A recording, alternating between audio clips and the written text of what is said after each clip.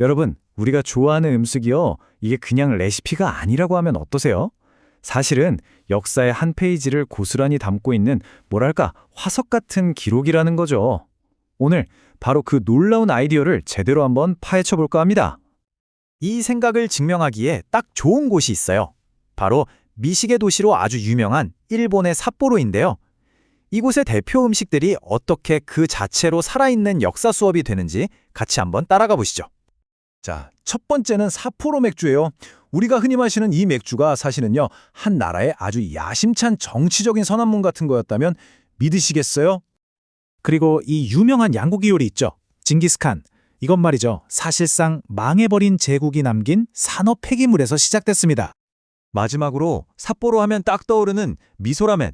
이 따뜻한 라멘 한 그릇이 맛 이전에 사실은 굶주리던 도시 사람들을 위한 일종의 처방전이었다는 거죠. 자, 지금부터 이 음식들 뒤에 숨겨진 이야기 하나씩 제대로 파헤쳐 보겠습니다. 첫 번째 이야기는 우리한테도 꽤 익숙한 삿포로 맥주 이야기부터 시작해 볼게요. 다들 그냥 장사 잘해서 성공한 맥주 회사겠거니 이렇게 생각하시잖아요.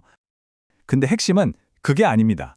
삿포로 맥주의 시작은요. 어떤 똑똑한 사업가의 아이디어가 아니었어요.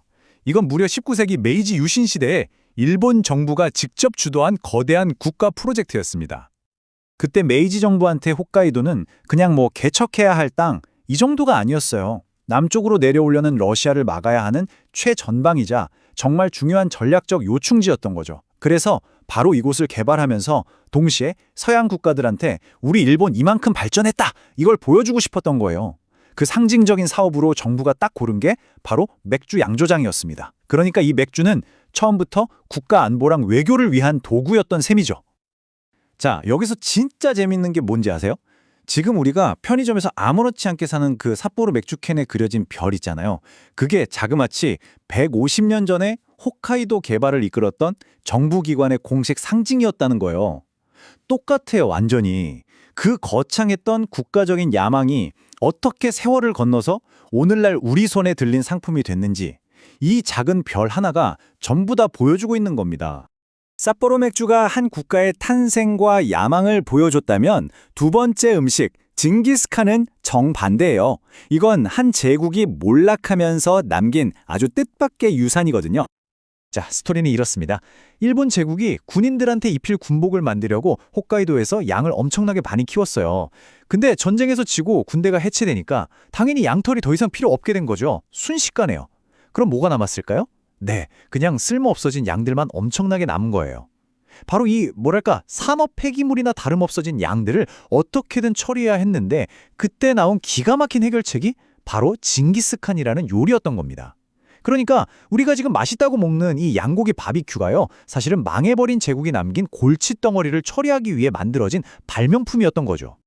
전쟁이 남긴 게 어디 그런 물질적인 것뿐이 없겠어요. 이번엔 전쟁이 남긴 사람들의 상처, 바로 그에 대한 해답으로 태어난 음식, 미소라멘 이야기입니다. 미소라멘을 처음 만든 오오미야 모리토라는 분의 생각은요. 그냥 맛있는 라멘을 만들어야지 이게 아니었어요. 이분의 목표는 훨씬 더 컸습니다. 바로 당시의 공중보건 위기를 해결하는 거였죠. 징기스칸이 경제 문제에 대한 해답이었다면 미소라면은 사회 문제에 대한 해답이었던 셈이죠. 전쟁이 끝난 삿포로는 먹을 게 너무 부족해서 영양실조에 걸린 사람들이 정말 많았거든요. 바로 그때 이 오오미야 모리토 씨가 아이디어를 낸 겁니다. 몸에 좋은 된장, 즉 미소를 국물 베이스로 하고 거기다 마늘이랑 볶은 채소를 듬뿍 넣어서 딱 한 그릇만 먹어도 영양을 골고루 섭취할 수 있게 만든 거죠. 말 그대로 먹는 처방전 같은 라면이었어요. 우리가 지금 소울푸드라고 부르면서 즐겨 먹는 이 라면이 사실은 전쟁의 상처로 아파하던 사람들을 치유하기 위한 아주 의도적인 영양 처방이었던 겁니다. 자, 그럼 이제 시대를 훌쩍 뛰어넘어서 현대로 와볼게요. 삿포로의 음식 이야기는 또 어떻게 진화했을까요? 그 주인공은 바로 수프 카레입니다. 지금까지 우리가 봤던 맥주나 징기스칸, 미소라멘이 전부 국가 정책이라든가 아니면 먹고 살기 위한 생존의 문제에서 시작됐잖아요. 근데 수프 카레는 시작부터가 완전히 달라요. 이 음식은 어떤 위기 상황이 아니라 풍요로운 시대의 선택에서 태어났습니다. 1970년대에 몸에 좋은 약선 요리로 시작했다가 동남아시아 음식의 영향까지 받으면서 지금의 모습으로 발전한 거죠. 이걸 보면 딱 감이 오시죠? 수프 카레가 왜 그렇게 인기가 많은지 그 핵심은 바로 이 개인화에 있습니다. 손님이 직접 수프 종류부터 시작해서 메인 재료, 매운맛 반개, 심지어 수십 가지 토핑까지 말 그대로 하나부터 열까지 다 고를 수가 있거든요. 이건 더 이상 국가가 뭘 필요로 하거나 살아남기 위해 먹는 게 아니에요. 오롯이 나의 취향, 나의 선택이 가장 중요해진 현대 음식 문화의 특징을 정말 잘 보여주는 예시라고 할 수 있겠습니다. 이렇게 보니까 삿포로의 식탁은 그야말로 도시의 역사를 담은 박물관 같지 않나요? 근데 놀라운 건요. 이렇게 접시 위에 쓰인 역사책 같은 음식들이 비단 삿포로에만 있는 게 아니라는 겁니다. 전 세계 어디서든 찾아볼 수 있어요. 우리한테 가장 익숙한 예시부터 볼까요? 바로 부대찌개입니다. 한국전쟁이라는 정말 힘든 시기에 먹을 게 너무 없었잖아요. 그때 미군 부대에서 나온 스팸이나 소시지 같은 당시에는 정말 낯설었던 식재료들을 우리가 원래 먹던 김치랑 같이 넣고 끓여 먹기 시작한 거죠. 이 음식이야말로 살아남기 위한 처절한 창의성이 어떻게 한 나라를 대표하는 음식이 될 수 있는지를 보여주는 정말 생생한 증거 아닐까요? 다음은 대만의 우육면이에요. 이건 중국 국공내전에서 지고 대만으로 건너온 본토 군인들이 만든 음식입니다. 고향 음식에 너무 그리우니까 각자 자기 고향의 요리법들을 조금씩 섞어서 새로운 국수를 만들어낸 거죠. 그래서 이 우육면 한 그릇에는요, 고향을 잃은 사람들의 그리움, 그리고 새로운 땅에서 어떻게든 정체성을 찾으려고 했던 그 노력이 그대로 담겨 있다고 할 수 있습니다. 마지막으로 베트남의 반미 샌드위치를 한번 볼게요. 이 샌드위치 빵이 바게트잖아요.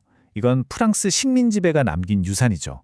그리고 그 안에 들어가는 재료들은 베트남 전쟁의 아픔, 그리고 전 세계로 흩어져야 했던 사람들의 사연을 담고 있습니다. 그러니까 이 샌드위치 하나에 식민지배, 전쟁, 이산의 역사까지 여러 시대가 층층이 쌓여 있는 거예요. 정말 완벽한 역사의 화석이라고 할 수 있겠죠? 결국 오늘 우리가 쭉 살펴본 것처럼 음식이라는 건 단순히 배를 채우기 위한 게 아니라는 겁니다. 한 나라의 야망이 담겨 있기도 하고 전쟁의 깊은 상처를 보여주기도 하고 또 위기를 극복하려던 사람들의 지혜가 담겨 있기도 하죠. 그리고 생존을 위해 먹던 시대에서 이제는 개인의 선택을 존중하는 시대로 문화가 어떻게 변해왔는지도 보여줍니다. 우리 식탁에 올라오는 모든 음식이 바로 과거와 현재의 우리를 이어주는 살아있는 역사책인 셈입니다. 자, 오늘 이야기는 여기까지인데요. 마지막으로 여러분께 질문 하나 드리고 싶습니다. 여러분이 제일 좋아하는 음식은 뭔가요? 그리고 그 음식 안에는 과연 어떤 이야기가, 어떤 역사가 숨어 있을까요? 다음에 그 음식을 드실 때 한 번쯤 생각해 보시는 것도 정말 재미있을 것 같습니다.